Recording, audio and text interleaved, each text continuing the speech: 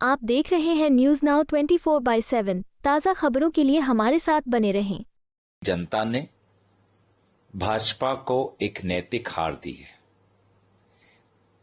विशेष रूप से प्रधानमंत्री मोदी जी को, जो स्वयं वाराणसी में कई राउंड में पीछे चल रहे थे।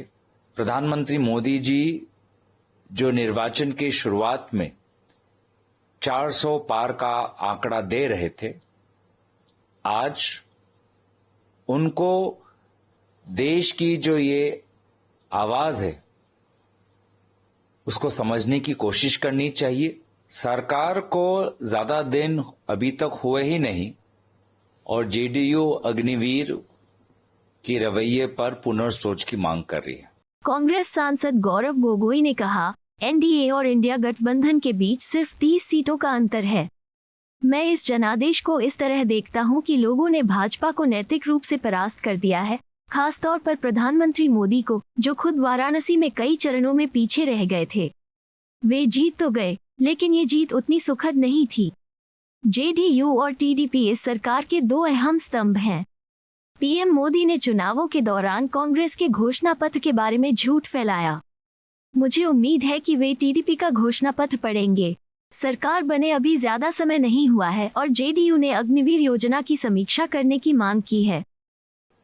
देखिए, एनडीए और इंडिया अलायंस गठबंधन के बीच में जो अंतर है वो मात्र 30 सीटों का ही है और इस जनादेश को मैं इस प्रकार से देखता हूं कि जनता ने भाजपा को एक नैतिक हार दी है,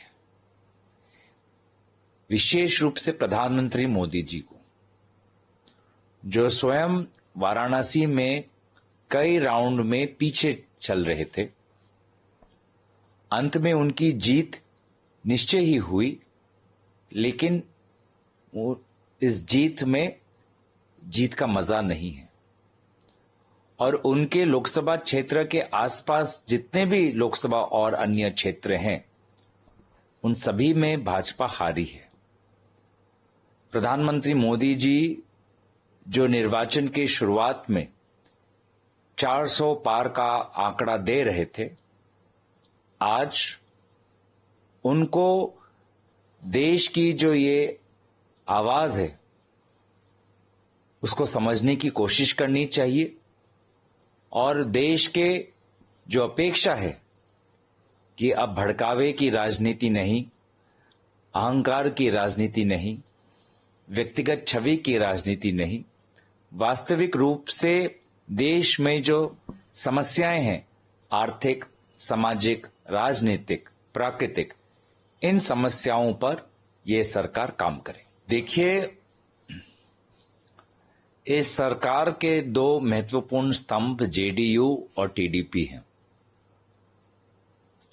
निर्वाचन के समय प्रधानमंत्री मोदी जी ने कांग्रेस की मैनिफेस्टो को लेकर बहुत झूठ फैलाया। मैं आशा करूंगा कि वो टीडीपी का भी मैनिफेस्टो पढ़ें। सरकार को ज्यादा दिन अभी तक हुए ही नहीं और जेडीयू अग्निवीर के रवैये पर पुनर्सोच की मांग कर रही है। यूसीसी को लेकर आज सरकार के स्वर में स्वर मिलाकर बात नहीं कर रही। क्या प्रधानमंत्री मोदी जी में वो खूबियां हैं कि विभिन्न दलों के नेताओं की बात सुने, उनसे विचार विमर्श करें, उनसे परामर्श लें? मुझे नहीं लगता और इसीलिए शायद मेरे दल के कुछ राजनीतिक रूप से अनुभवी व्यक्तियों ने इस सरकार के 5 वर्ष के कार्यकाल पर विभिन्न प्रश्न उठाए हैं। इस साल के शुरुआत में राहुल गांधी जी भारत जोड़ो न्याय यात्रा के तहत असम में लगभग 7 दिन आए और सभी को पता है कि भारत जोड़ो न्याय यात्रा के द्वारा राहुल गांधी जी ने एक साफ संदेश दिया है कि नफरत की बाजार में मोहब्बत की दुकान खोलनी है और उसी का परिणाम हमने असम के निर्वाचन में देखा। लोगों ने मौलाना अजमल साहब के नफरत की राजनीति को खत्म किया और लोगों ने मुख्यमंत्री हिमंत बिश्व शर्मा की नफरत की राजनीति को खत्म किया। आपको यह वीडियो पसंद आया हो तो इसे लाइक करें, हमारे चैनल को सब्सक्राइब करें।